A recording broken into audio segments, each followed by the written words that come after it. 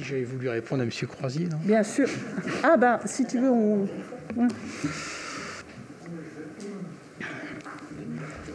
Ah pardon, j'ai... Attends, c'est pas ça. Tac, voilà. Je vais finalement modifier légèrement mon propos. Il faut savoir s'adapter en politique. Moi, je voulais rendre hommage à Jean-Pierre Govigno, mais je vais déjà souhaiter une bonne année à M. Fagot, puisqu'il m'a souhaité également une bonne année. En fait, je voulais rendre hommage à Jean-Pierre Govigno, qui était un ancien journaliste et qui était mon voisin lors du mandat 2008-2014. Et Jean-Pierre Govigno était un ancien journaliste, et donc j'avais le privilège de bénéficier de ses commentaires sur le débat politique. Et très souvent, il me faisait remarquer la violence et le caractère assez décalé de certains de nos débats.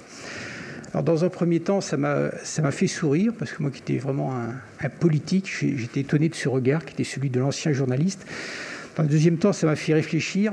Et dans un troisième temps, j'en ai conclu que finalement, très souvent, il avait effectivement raison, lorsque je voyais la longueur de certains de débats, dont la tonalité pouvait apparaître comme totalement décalée par rapport à ce que vivent ou ce qu'attendent les Byzantines et les Byzantins, et à laquelle nous devons globalement répondre. Moi, vous savez, je n'ai pas d'ennemis en politique, j'ai éventuellement des adversaires, j'ai éventuellement des opposants, j'ai éventuellement des gens avec lesquels je suis en désaccord. En revanche, je resterai toujours, au cours de ce mandat, sur des débats de fond. Je n'ai aucunement la prétention, ça correspond aussi à ma culture professionnelle, je n'ai aucunement la prétention de détenir la vérité. En même temps, si je fais erreur, et si on m'apporte des arguments qui démontrent que je suis dans l'erreur, je saurai parfaitement le reconnaître. Donc je me limiterai toujours à un débat de fond. Si je me trompe, il faudra me le dire, il faudra me le démontrer. Je demande simplement à ce qu'on ait un respect globalement dans les échanges que l'on pourrait avoir. Voilà.